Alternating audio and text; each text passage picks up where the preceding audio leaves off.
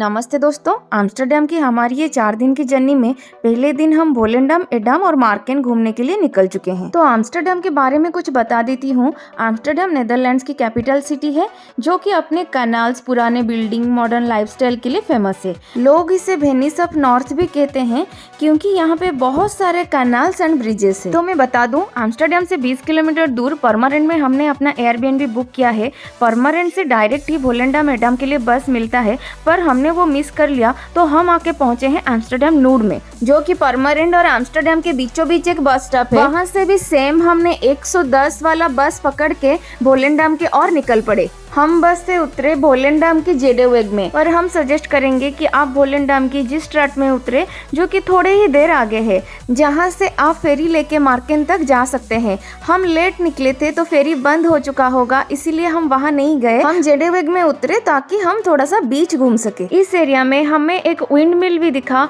और यहाँ का हर गली में घूमने में ही आपको इतना मजा आएगा। हर घर इतना सुंदर है, इतना कलरफुल टिप टॉप है। घर के आगे सुंदर सुंदर कलरफुल फूल लगा हुआ है और आगे कनाल भी गया है, तो बहुत ही सीनिक ब्यूटी जैसा लग रहा है। ये जगह जितना पीसफुल है उसका ब्यूटी उतना मेस्मराइजिंग है। तो वोलेंडम आम्स्टरडैम से लगभग 20 से 25 किलोमीटर दूर एक छोटा सा ही विलेज है जो बहुत ही प्यारा और फोटोजेनिक है। यहाँ पे आपको हर जगह इंस्टाग्राम वर्दी फोटोज आपको मिल जाएगा।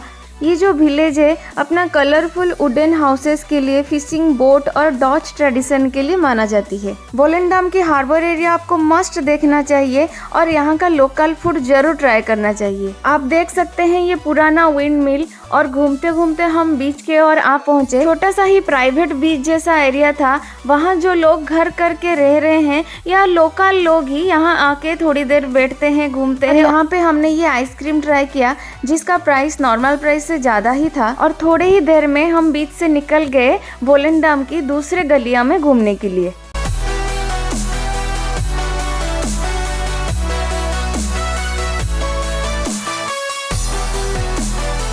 तो थोड़े ही देर आगे चलते चलते हमें दिख गया ये सुंदर सा स्ट्रीट।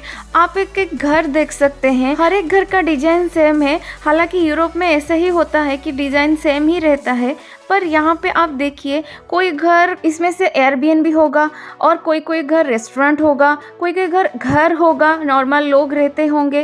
पर कितना सुंदर है, कितना वेल मेंटेन्ड है। कोई ऐसे कचरा नहीं, कुछ नहीं। हर घर में इतना सुंदर सुंदर फूल लगा हुआ है।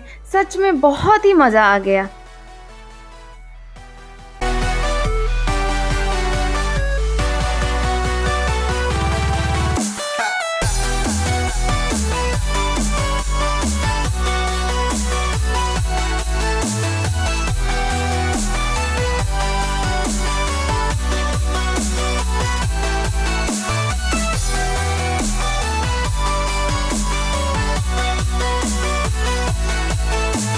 टाइम कंस्ट्रेंट की वजह से हम वोलेंडम से एडम नहीं जा पाए।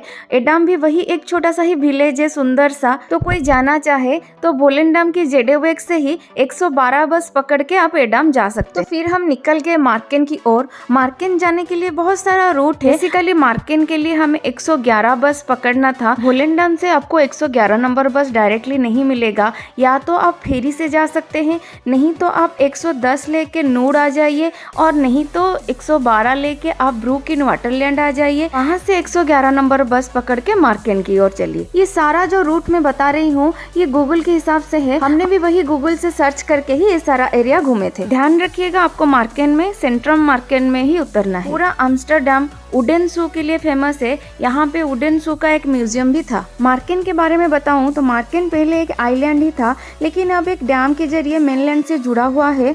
तो ये गांव अपने वुडन हाउसेस, नैरो लेन्स और अपना डच ट्रेडिशन के लिए तो फेमस है ही। इसका जो हार्बर एरिया है या बीच एरिया है वो बहुत ही सुंदर है। जब हम मार्केन पहुंचे तो तब तक शाम ही हो चुका था। ये आप धूप देख रहे हैं, पर ये लगभग 6 बज चुका था। तो सारा का सारा जो दुकान वगैरह है, टूरिस्ट के लिए जो सब चीजें हैं वो सब बंद हो चुकी थी। मार्केन आने से आपको पता चलेगा कि एनवायरनमेंट को अच्छा रखने से कितना ब्यूटीफुल होता है, कितना सुंदर लगता है, कितना पीसफुल रहता है। जैसे कि मानो टाइम स्लो ही हो गया है। बहुत ही ट्रेडिशनल एरिया है और टूरिस्ट फ्रेंडली जगह है। यहाँ आप मार्केन म्यूजियम में जाके वुडन शू मेकिंग भी देख सकते हैं।